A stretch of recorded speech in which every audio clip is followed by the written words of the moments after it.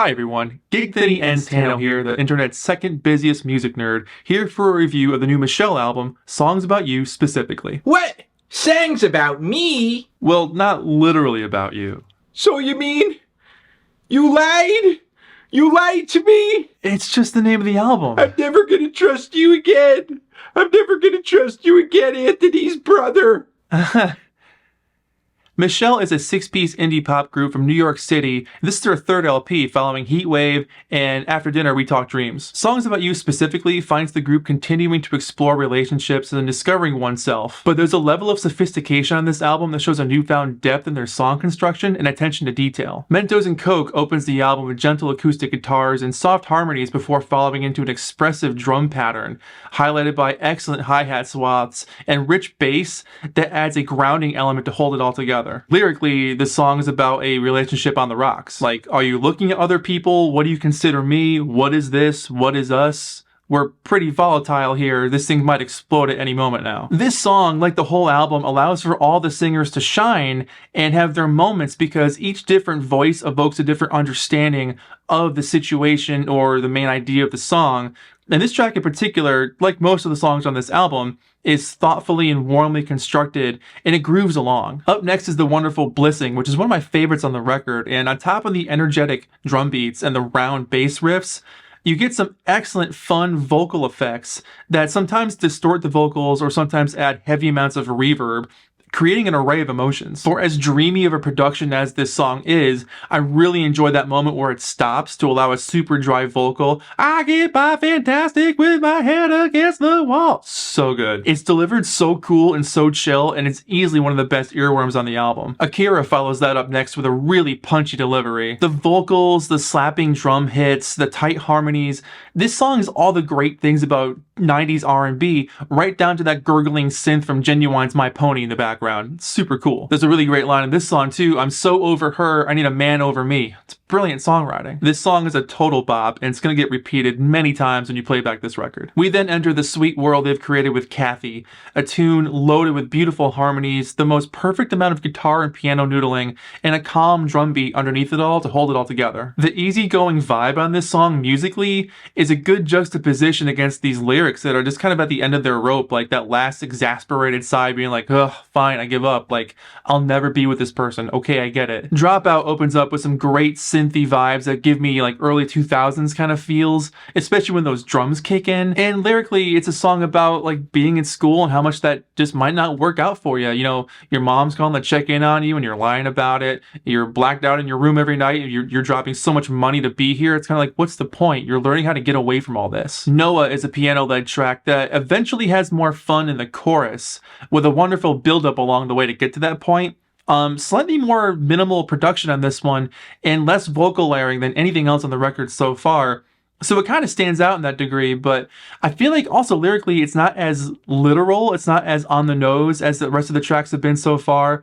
I like the dryness on the vocals and the spacey ending. Missing on One is a pretty heavy song about losing touch with someone and wondering if they're okay with that or if you're okay with that. It's not super clear if they're like apologizing, kind of like, yeah, sorry I missed that birthday, whoops. I like the acoustic guitars on this one. I like the brush sound on the drums. It might not be an actual brush, but it sounds like brushes, and that really playful bass line. I'm Not Trying is probably the most like straightforward pop rock song on the record so far, and they do it so well. It's the first song on the album that kind of stands out as not being straight up dancey or R&B. It's pretty much just full-on pop rock. The group does an amazing job utilizing their distinct vocal abilities to create such interesting textures, because a song like this, I feel like if it was in the other hands of, you know, a different group, it would come across as kind of stale or even a little outdated, but that's just the incredible work that Michelle puts into their music.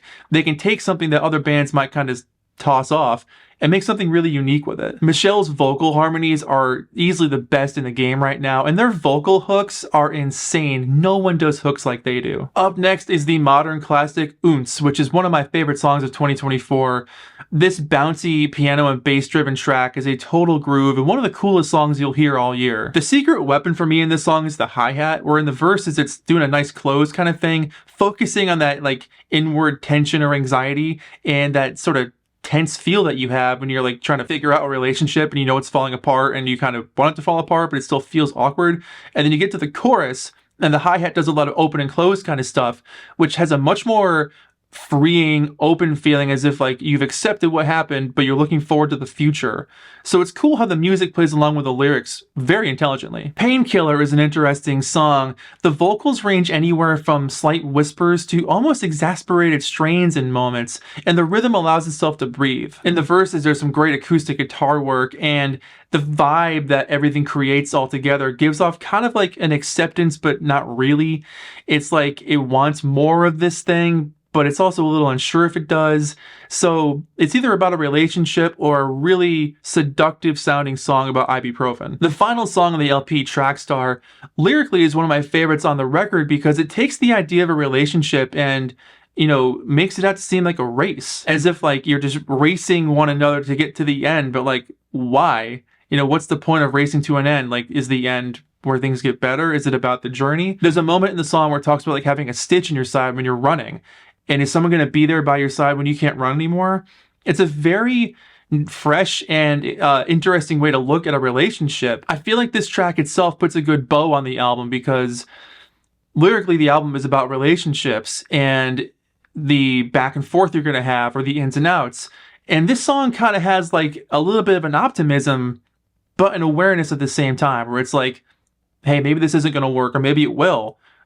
What's this journey going to be like? So it's apprehensive, but it's also very carefully looking at itself. This album really has a fresh take on how we perceive people being together. Their wordplay is inventive and catchy.